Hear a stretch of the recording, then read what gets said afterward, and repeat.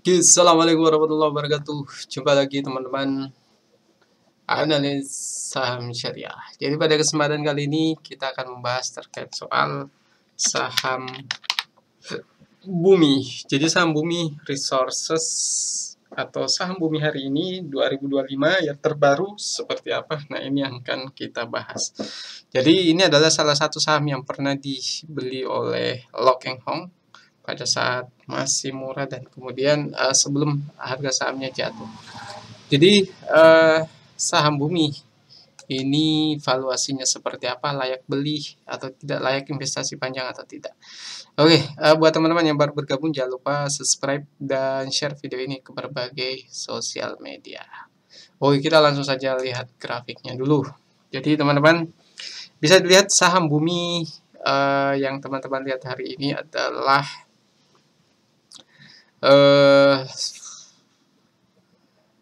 saham dengan grafik yang seperti ini teman-teman.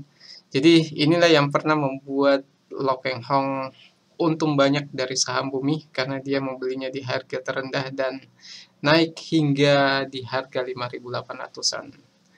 Tapi kemudian di 5 tahun terakhir ini dia harga tertingginya baru di 1.900-an ya. Jadi tidak sampai 200 rupiah per lembar.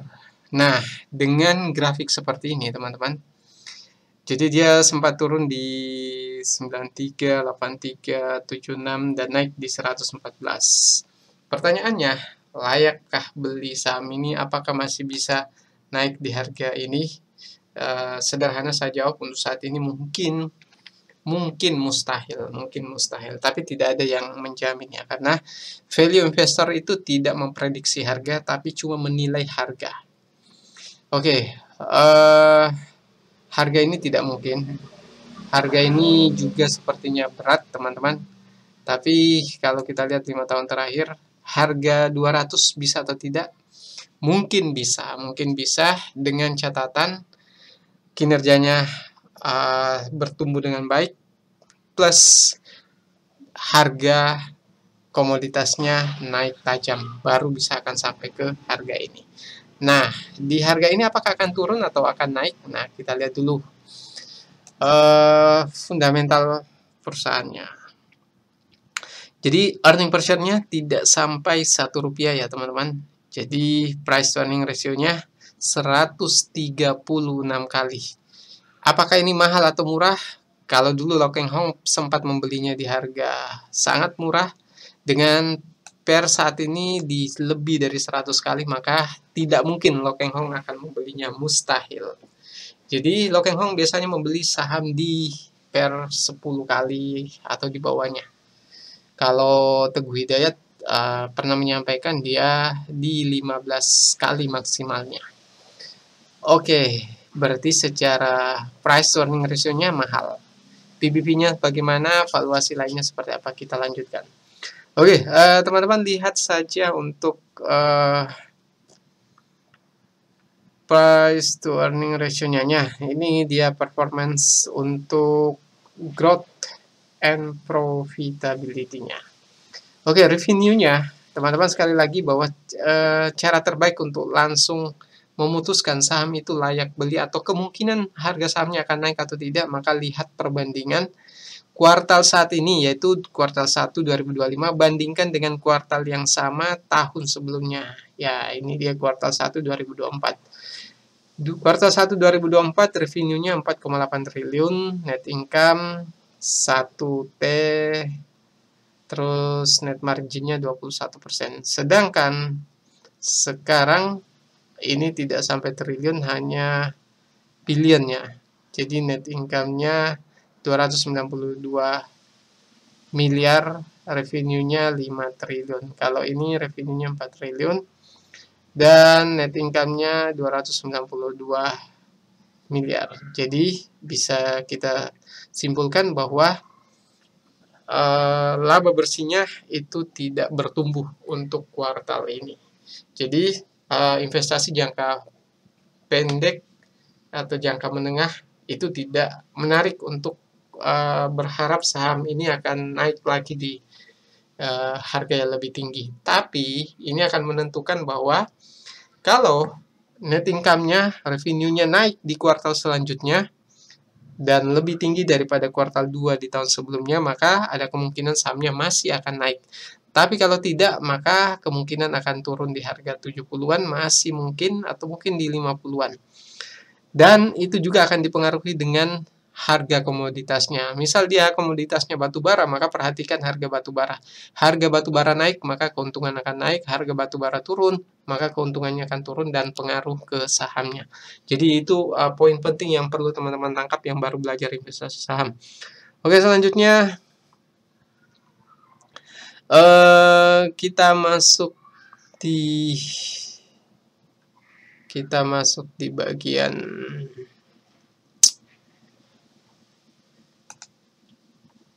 statistik. Oke. Nah, kita masuk ke bagian rasio-rasio valuasi dan profitabilitas dan lain sebagainya. Oke, teman-teman, kita perhatikan ya.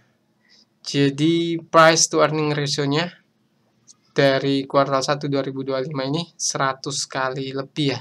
Sedangkan kuartal 1 2024 109. Jadi memang saham ini kalau kita lihat ya teman-teman, kita lihat dulu PBV-nya berapa ya. Book value-nya, book value per share itu 72.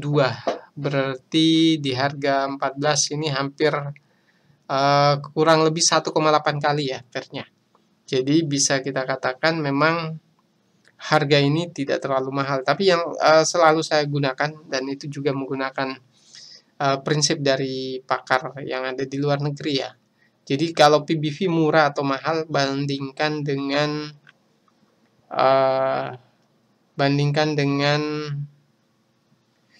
return on equity-nya. Return on equity-nya adalah 1,12. Cukup rendah sekali teman-teman. Jadi cara membacanya return on equity berarti antara laba yang dihasilkan dengan modalnya hanya bisa menghasilkan modal 1,12%. Dengan harga PBV mungkin di harga 1,3 kali, maka ini tergolong mahal. Jadi PBV-nya mahal, PER-nya juga mahal. Kenapa? Karena PER-nya itu di angka 100 kali lebih.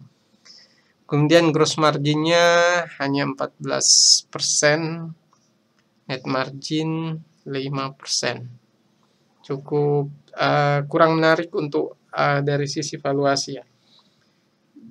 Jadi dari sini sebenarnya bisa menyimpulkan secara value investing ini tidak menarik untuk Lok Heng Hong karena yang pertama dia sudah melewati PBV relatifnya yaitu 1 kali. PBV relatif lewat dari 1 kali berarti dia mahal. 72 berarti kalau harga 72 masih masuk mungkin. Jadi mungkin kalau teman-teman lihat harganya sempat di 79-72, ini harga relatifnya teman-teman. Ini masih tergolong murah kalau bisa masuk di harga ini. Dengan harga 114, saya tidak menyarankan masuk di saham ini kalau teman-teman sebagai value investor. Tapi kalau analisis teknikal itu lain lagi ceritanya ya. Bisa saja sahamnya juga ini akan naik, bisa naik ke sampai ke 200, tapi itu tidak ada jaminan. Dan bagi value investor itu sebaiknya mempertimbangkan apakah saham ini masih ada kemungkinan turun atau tidak. Maka kita lihat dari grafiknya bisa saja turun di harga 80, 70. Nah, siapa yang tahu. Jadi sebagai kesimpulannya dari valuasi mahal. Valuasinya masih mahal kalau kita lihat perbandingan return on equity-nya saja. Tapi kalau perbandingan valuasi dengan kita melihat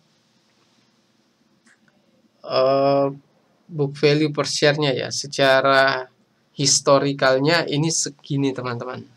Memang di book value-nya segini, sehingga harga 50 waktu itu tentu murah. Dengan harga 114 itu masih mahal ya.